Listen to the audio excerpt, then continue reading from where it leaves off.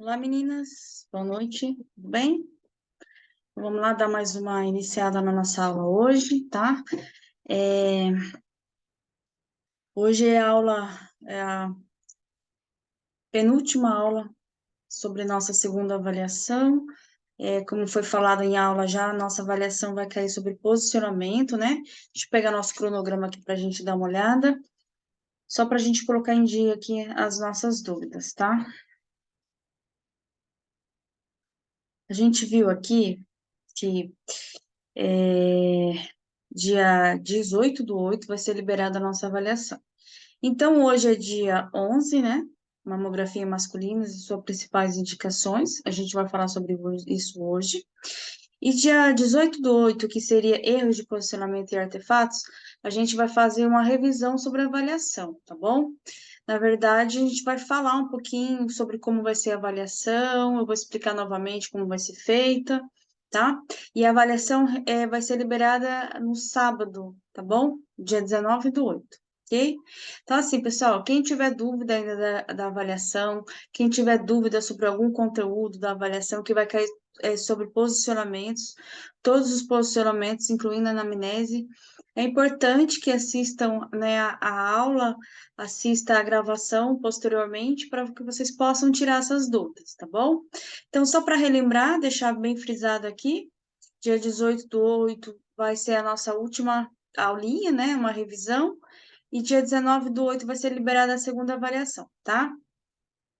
A nossa terceira avaliação está escrita aqui dia 22/9, tá? Mas a gente vai colocar ela no dia 6/10, tá bom?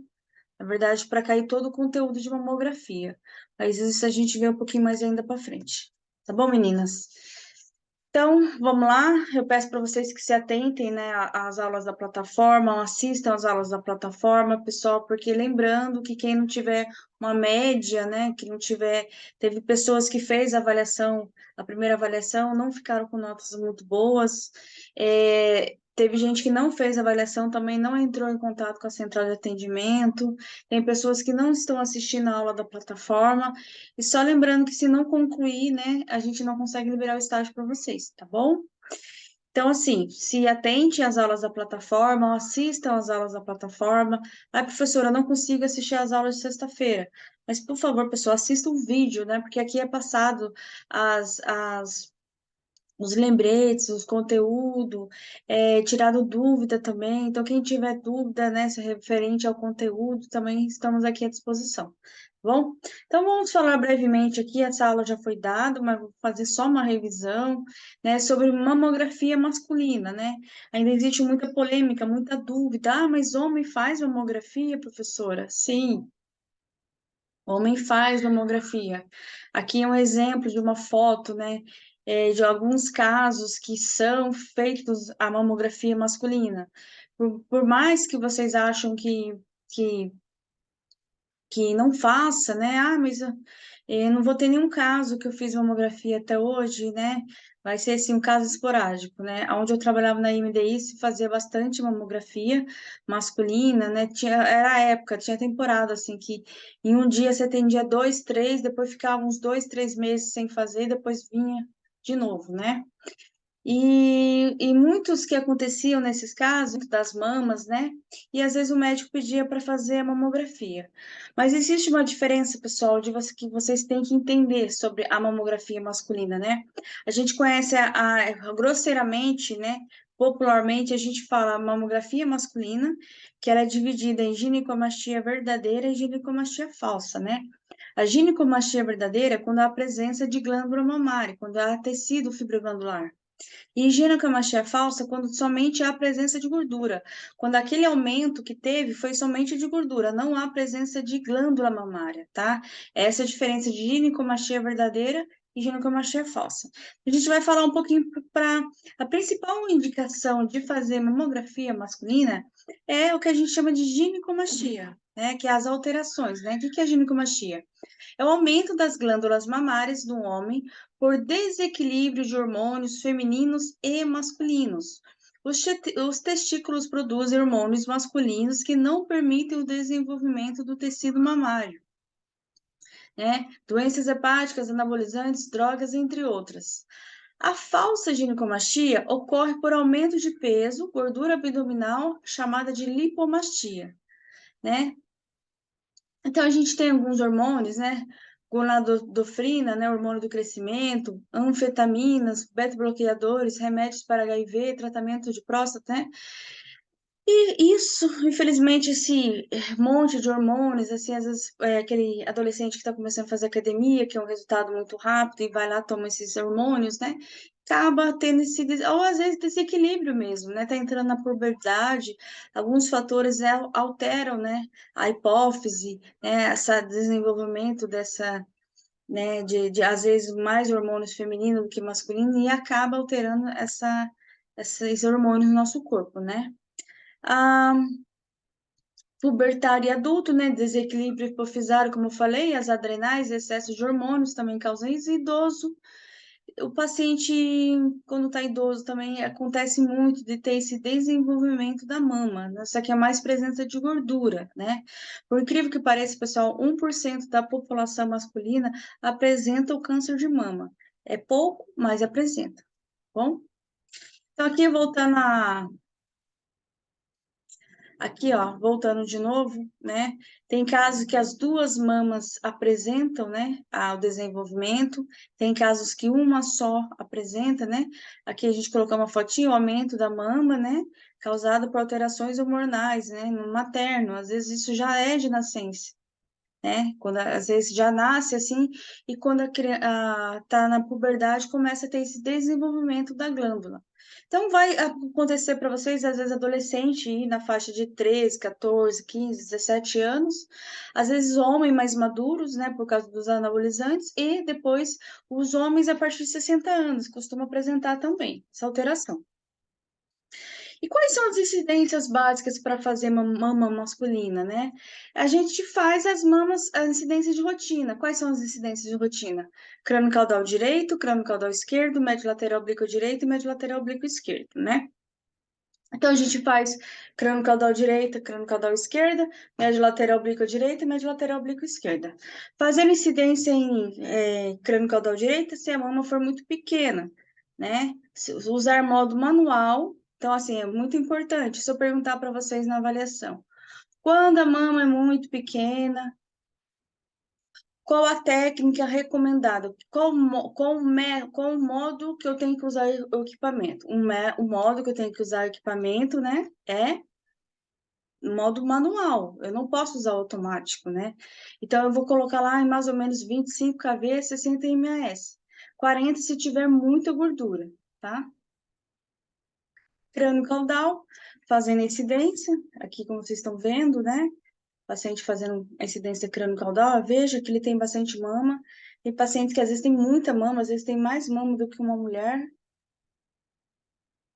E aqui é a parte aqui da mama masculina, olha. Ela apresenta aqui, no caso, pessoal, quando a gente chama de ginecomastia verdadeira, porque existe presença de glândula, olha, o tecido fibroglandular, né? Glândula, que a gente fala tecido fibroglandular, existe presença de glândula mamária.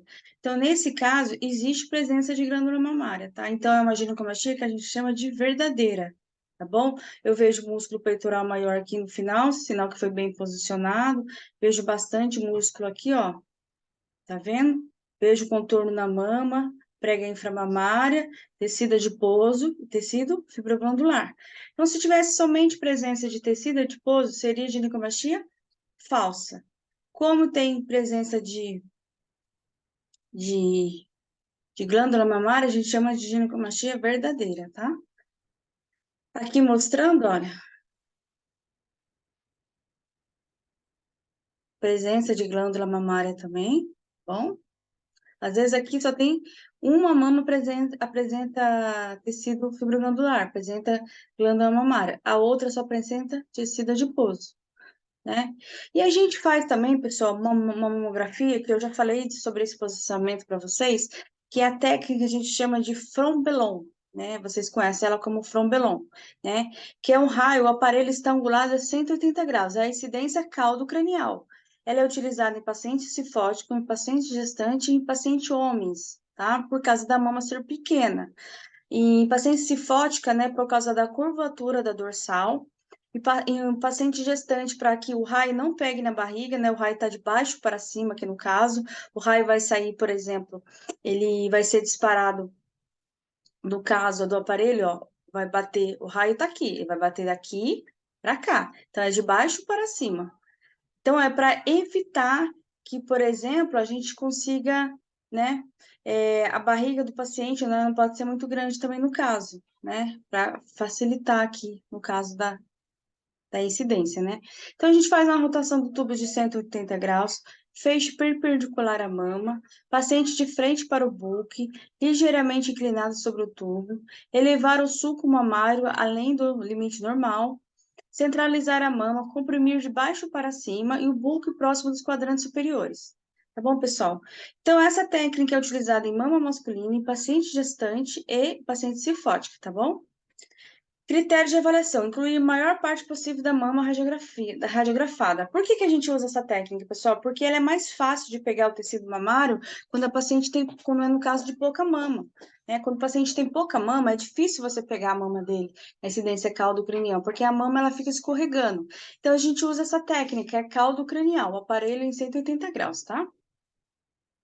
Então, a rotação do tubo 180 graus, feixe perpendicular à mama, paciente de frente para o buque, ligeiramente inclinada sobre o tubo, como vocês estão vendo, elevar o sulco inframamário além do limite normal, centralizar a mama, comprimir de baixo para cima e o buque próximo dos quadrantes superiores, incluir parte da possível da mama radiografada.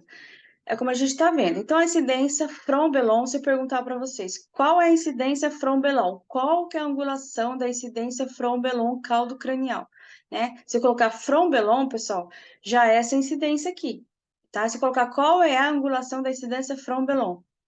É 180 graus. É o aparelho emitindo radiação de baixo para cima, de caldo para o crânio. O paciente vai estar de frente, ó, o raio vai bater aqui, tá? Então, assim, vou falar um pouquinho sobre esse conteúdo, né? Que, assim, toda vez que vai homem vai fazer mamografia, é um desafio, né? Porque, assim, a técnica que está realizando o exame fica sem graça, o paciente fica sem graça, porque ele sabe que é um exame feminino, né? Ali acontece várias coisas. O paciente fica sem graça, ele fica desconfortável, ele vai entrar na mesa, ele vai entrar na sala, você fica sem graça por estar atendendo um homem, né? Então, como profissionais da saúde, a gente sempre tem que fazer um atendimento humanizado, deixar o paciente, né, tentar deixar ele o mais confortável possível, explicar para ele como vai ser o exame, né? Dar um pouquinho mais de atenção, falar, o senhor veio fazer esse exame por qual motivo? O que o senhor está sentindo na mão? Fazer ele se sentir como se fosse algo normal, né? Porque ele já tem vergonha de ter a mama, né?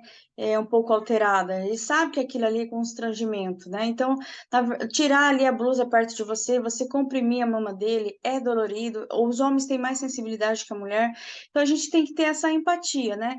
Muitas mulheres, quando vai fazer mamografia, falam, ai, por que que não aperta os homens? Ai, o homem, sabe, parece que tá assim, competindo. E a gente não tem que ver assim, ah, eu vou descontar aqui, só porque eu faço mamografia, os homens têm que fazer, então eu vou descontar agora todo o meu estresse, toda a minha raiva nesse homem que vai vir fazer agora. Não, pessoal, a gente tem que ser profissional, não podemos pensar desse jeito e temos que dar o nosso melhor atendimento, independente de qualquer pessoa. Bom, então fazer sempre o atendimento humanizado, não esperar, né? Esperar, né? Ser empático, né? Ter empatia na hora de atender, ser humano, né? Sermos de todos somos iguais aos nossos pacientes, não diferenciar porque é homem ou mulher, né? Como eu falei, dar aquele bom atendimento, né? Perguntar para ele se ele está bem, esperar ele falar primeiro, nunca cortar o paciente, dar atenção para o paciente, né? Tipo assim, fazer ele se sentir bem naquele momento, perguntar, porque muitos pacientes às vezes não falam por que está fazendo, né? Muitas vezes é porque tomou hormônios, tomou anabolizante, nunca ele quer falar aquilo para você, né? E a gente sempre tem que fazer uma anamnese bem feita, tá bom? Então a gente sempre tem que estar conquistando o paciente, tanto homem como mulher, né? Na recepção, você falar, isso eu falo para vocês, para quando vocês forem fazer estágio, né? Chamar o paciente, sempre bom dia, tudo bem? Chamar pelo nome, a senhora Diana Neida Bastos Aguiar, a senhora vai fazer uma mamografia hoje, sempre conferir o nome do paciente, data de nascimento, né? O preenchimento completo do questionário, que às vezes o paciente não quer responder e você fala, a paciente não quis responder. Pessoal, a gente tem que fazer nosso serviço bem feito, foi para isso que a gente foi contratado. Ah, o paciente não quer falar, eu vou fazer qualquer exame. Cada um tem o exame que merece. Ah, cada um tem. Não, pessoal, a gente tem que fazer o nosso trabalho, independente de qualquer coisa. Foi uma profissão que a gente escolheu e a gente não escolheu só atender pacientes bons. A gente atendeu atender todos. Você não sabe o que aquele paciente está passando, às vezes está mal-humorado. Eu sei que a culpa não é nossa, mas você também não pode levar aquilo pro pessoal, né? O paciente falar aquilo para você, você ficar o dia inteiro com aquilo na cabeça, né? Sentindo mal por ele ter te falado isso? Não. Se ele falou alguma coisa para você, você tem que entender que aquilo ali é problema do paciente, não é seu.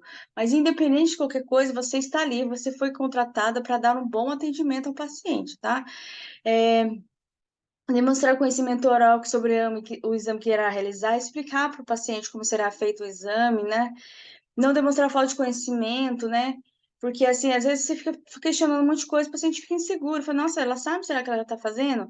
Evitar falar no ritmo decorado ou falta de espontaneidade, conversar com o paciente naturalmente, né? Tom de voz calma e segura. O posicionamento deve ser rápido de maneira delicada, não deixar, não ficar conversando com o estagiário lá e deixar sua paciente comprimida lá, não pode. Evitar deixá-la exposta, sem roupa, de porta aberta. Tem pessoas que fazem isso, né? Só porque tá tão acostumado a fazer mamografia que deixa a paciente pelada na sala. Pessoal, isso é bem desconfortável, viu? E com certeza, seguindo esse espaço, ela irá relaxar e, consequentemente, terá um bom exame, um bom posicionamento, né? Então, é muito importante o preenchimento completo do questionário, verificar lesões cutâneas como pinta, verrugas, cicatrizes e comparar o exame anterior, possíveis patologias e até mesmo posicionamento. Sempre falei em anamnese, pessoal. A anamnese tem que ser bem feita, tem que perguntar o nome do paciente, data de nascimento, conferir se é ele mesmo, fazer todo o questionário perguntando se o paciente trouxe exames anteriores, se trouxe exames anteriores de mamografia, de ultrassom, anotar a data que é o exame anterior, quantas películas que ele trouxe, anexar o exame anterior com o exame que você está fazendo hoje. Perguntar se ela já fez cirurgia na mama, se já fez biópsia, se já teve câncer de mama, se alguém da família já teve câncer de mama, algum histórico familiar, se bateu a mama, se tá com sangramento, se tá sentindo alguma alteração na mama, se ela tem verrugas na mama, se ela, por exemplo, tá sentindo algum caroço na mama, se tá sendo uma secreção das mamas da paciente, se tá fazendo terapia de reposição hormonal. É necessário fazer todas essas perguntas, pessoal, para fazer um questionário bem feito para que se faça fazer um bom exame. Tá bom? Quem está aqui na nossa aulinha hoje é a Natália. Tudo bem, Natália?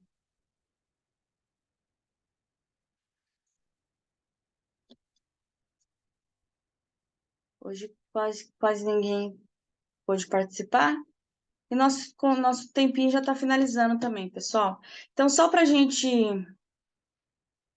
Obrigada pela participação, viu, Natália? Só para a gente ir finalizando aqui, pessoal. Vamos aqui encerrar nossa aulinha de ginecomastia, frisando que dia 18 do 8, agora, a próxima sexta-feira, às 19 horas, será a nossa última aula antes da avaliação, da segunda avaliação. Então, coloque o conteúdo em dia, assistam a aula de posicionamento.